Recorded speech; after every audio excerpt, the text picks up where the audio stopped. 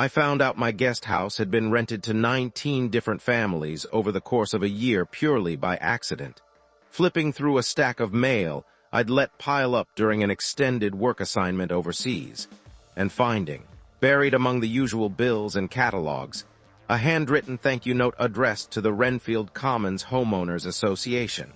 thanking them warmly for such a lovely stay in their charming community guest cottage. My name is Osric Vandermeer. I'm 55 years old, and I work as a marine systems engineer,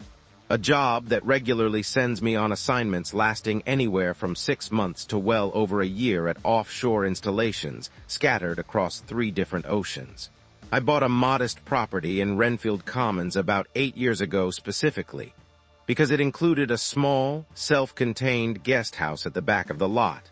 originally built by the previous owner as a mother-in-law suite, a detail that mattered enormously to me given how often my work keeps me away from home for extended stretches, since I'd always planned to eventually offer it to my own aging mother whenever she was ready to downsize from her own place. I want to be clear about the timeline here, because it matters a great deal to understanding exactly how strange this entire situation turned out to be. I departed for a 14-month offshore assignment roughly 18 months before I found that thank you note,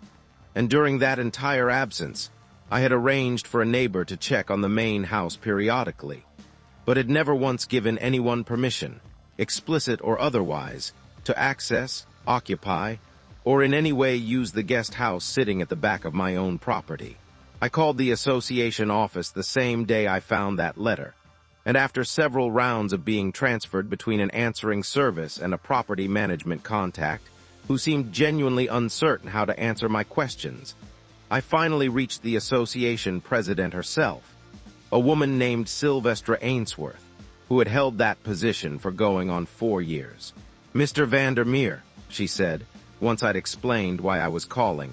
"I want to assure you there's a reasonable explanation for all of this. During your extended absence, the board determined that your guest house, sitting unused for such an extended period, represented an underutilized community asset, and we made the decision to offer it as short-term lodging for visiting family members of Renfield Commons residents, at a modest rate that helped supplement our community amenities fund." I sat with that explanation for a long moment before responding, because 30 years working in engineering has taught me that the calm, matter-of-fact way someone explains an obviously unauthorized action often tells you more about how confident they are that nobody will meaningfully challenge them than it does about whether the action was actually justified. "I never gave the association permission to use my guest house for anything," I said. "Not for lodging, not for storage, not for anything at all." There was a brief pause on her end. "I believe there was some understanding, given your extended absence, that the property was available for community use during that period." "There was no such understanding," I said. "I'd like a complete accounting of every booking, every dollar collected, and every person who's had access to my property over the past year." I want to explain how something like this could plausibly happen, because it took me considerable effort afterward to understand exactly how an entire homeowners association had come to treat my private guest house as a community rental asset,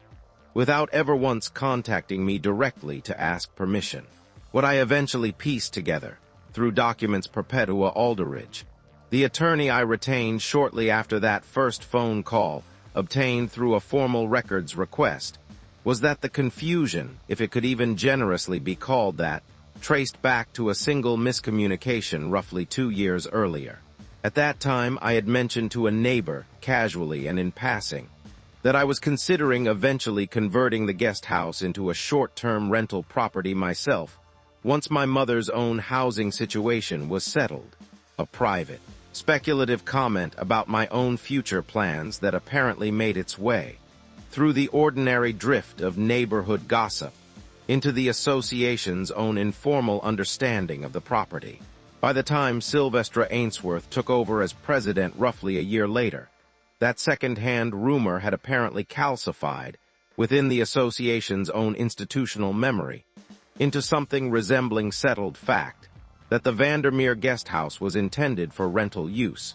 and given my extended absence overseas, available for the association itself to manage on my behalf. I want to be fair and note that even under the most generous possible reading of that miscommunication, nothing about a private, speculative comment I made to one neighbor 2 years earlier could reasonably be interpreted as authorization for an entire homeowners association to independently rent out my property, collect payment for it, and grant 19 separate families access to a structure sitting on my own private lot,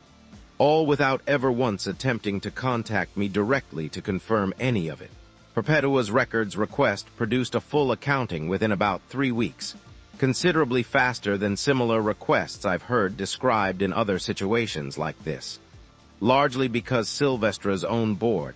once formally confronted with the seriousness of the situation, appeared genuinely eager to demonstrate cooperation rather than risk the appearance of active concealment. What that accounting revealed was a booking calendar showing 19 separate stays over the preceding 12 months, ranging from single weekend visits to one stretch lasting nearly 3 weeks,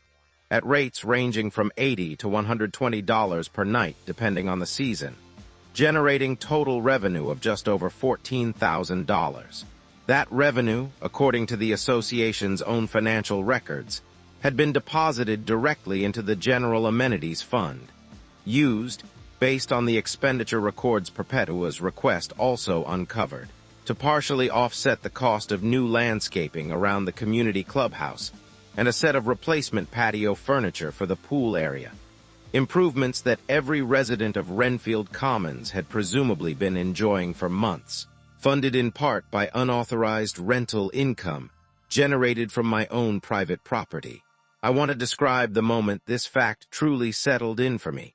Sitting at my kitchen table reviewing that booking calendar with Perpetua on a video call from her office. 19 separate families, strangers to me entirely, had slept in a structure on my own land, used my own utilities, and in at least 4 instances, according to guest reviews Perpetua's investigator also found, mentioned specific personal items they'd found charming or unusual inside the guest house. Items that had belonged to me and had simply been sitting there, untouched, when I departed for my assignment 18 months earlier. This goes well beyond a simple unauthorized use dispute, Perpetua told me during that same call. The association didn't just use your property without permission. They operated a commercial lodging business on it, collected payment for that use, and applied the proceeds toward their own general fund, all while representing to paying guests that this was a legitimate community amenity they had every right to offer. I asked her what our options actually looked like, given the clear documentation of exactly how much revenue was generated and exactly how it was spent. She said, "You have a strong claim not just for the fair rental value of your property over that entire period, but potentially for the full revenue the association actually collected, along with damages for the unauthorized use itself. Courts generally take a dim view of an organization essentially operating a business on property they don't own and never received permission to use. I want to note that my instinct, once the full scope of the situation became clear, wasn't simply to demand a refund of whatever modest amount might have seemed fair for the inconvenience. $14,000 in unauthorized rental income, generated entirely from my own property, and used to fund improvements benefiting an entire community that had never once bothered to ask my permission, felt like exactly the kind of situation where a proportional, fully documented bill made considerably more sense than a quiet, informal settlement. Perpetua drafted a formal demand letter, laying out the complete accounting of the 19 bookings, the total revenue collected, and a formal invoice requesting reimbursement of that full amount, along with additional compensation reflecting the fair market rental value the association would have owed had they properly negotiated a lease with me directly rather than simply proceeding without any authorization at all, plus a reasonable allowance for wear and utility costs incurred across 19 separate stays by 19 separate sets of strangers occupying a structure I'd never once agreed to rent to anyone. The total figure came to just over $22,000, And I want to be honest that even I found the number somewhat startling when Perpetua first walked me through her calculation, though every component of it traced back to documented, verifiable figures rather than any inflated or punitive estimate on our part. Silvestra's initial response, delivered through the association's own attorney, attempted to characterize the situation as, in their words, a good-faith community management decision made during an extended period of owner unavailability, language that Perpetua noted, with some evident satisfaction, conveniently avoided using the word unauthorized anywhere in their entire response. Good faith doesn't typically involve collecting $14,000 from strangers using someone else's property without ever once attempting to contact the actual owner, Perpetua responded, in a letter that also noted the association's own bylaws, which she'd reviewed carefully, contained no provision whatsoever authorizing the board to independently manage, lease, or otherwise commercially exploit any individual homeowner's private property under any circumstances, extended absence or otherwise. Word of the dispute spread through Renfield Commons considerably faster than either Silvestra or I probably anticipated, largely because several of the residents whose visiting family members had actually stayed in my guest house began asking their own pointed questions once they realized the arrangement they'd assumed was a legitimate community amenity had, in fact, never been authorized by the actual property owner at all. A resident named Fenwick Osa, whose sister had stayed in the guest house for nearly 2 weeks the previous spring, approached me directly at the mailbox cluster not long after the dispute became common neighborhood knowledge. I had no idea, he told me, genuinely mortified once he understood the full situation. The board presented it to us as though it was simply part of the community amenities package, the same as reserving the clubhouse for a party. Nobody ever suggested it might be somebody's actual private property being used without permission. I found Fenwick's reaction, and several similar ones from other residents over the following weeks, genuinely reassuring in an odd sort of way, because it confirmed what I'd already begun to suspect, that this wasn't a situation where the broader community had knowingly benefited from something they understood to be improper. It was, rather, a situation where an association board had quietly manufactured an entire rental arrangement based on second-hand rumor and convenient assumption, and then presented it to the wider membership as an established, legitimate amenity, without ever once disclosing that the actual owner had never been consulted. The Renfield Commons Board held an emergency session once Perpetua's formal demand made clear the seriousness of the exposure they were facing, and I attended alongside her, along with Fenwick, who'd volunteered to describe his own experience being told the guest house was a legitimate community resource without ever being informed it belonged to a private homeowner who'd never authorized any of it. Silvestra opened the meeting attempting, once again, to frame the situation as a reasonable, good-faith management decision. But the room's patience for that framing had clearly worn thin by that point, particularly once Perpetua presented the full financial accounting alongside copies of guest reviews, specifically praising personal items and furnishings that belonged to me, evidence that made it considerably harder for anyone in that room to characterize the situation as anything other than an extended, unauthorized commercial use of someone else's private property. A board member named Cordelia Trent, who I hadn't dealt with directly before that meeting, asked the question that seemed to finally settle the room's understanding beyond any further doubt. "Silvestra," she said, "did the board ever attempt to contact Mr. Vandermeer directly at any point over the past year to confirm he'd actually authorized any of this?" Silvestra's answer, when it finally came, offered no meaningful justification at all, only a vague reference to his extended unavailability,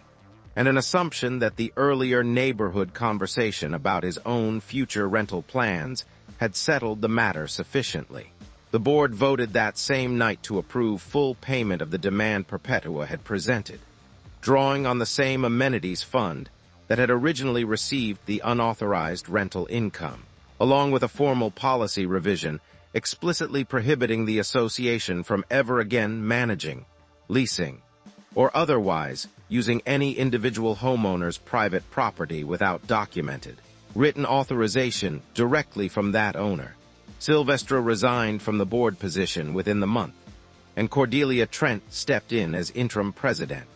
One of her first actions being a full review of every other property throughout Renfield Commons to confirm nothing similar had occurred elsewhere in the community without the respective owner's knowledge. I want to note that the review turned up nothing else quite so extensive, which suggested my particular guest house, given its convenient self-contained layout and my own extended absence, had simply presented too tempting an opportunity for whoever within the association first floated the idea, rather than reflecting some broader established pattern across the entire community. My guest house sits empty again now, exactly the way I'd always intended it to, waiting patiently for my mother whenever she's finally ready to make the move. And I've since installed a proper lock and a small motion-activated camera at the entrance, a precaution I never once imagined I'd need before all of this happened. I still travel just as much for work as I always have, 6 or 7 months out of the year scattered across whatever ocean my current assignment happens to be located near. And I've found a renewed appreciation, since all of this settled, for the particular value of simply asking someone directly before deciding, on their behalf, what their own property is apparently available for. If this story hit home for you, do me a favor and hit that like button. It genuinely helps this channel keep growing. And if you haven't already, go ahead and subscribe so you don't miss the next one, because there are plenty more stories just like this one still to come. Drop a comment down below and let me know what you thought of this one, or whether you've ever come home to find your own property had been used for something you never agreed to. I read every single comment, and honestly, some of the best stories on this channel started as a comment somebody left on a video just like this.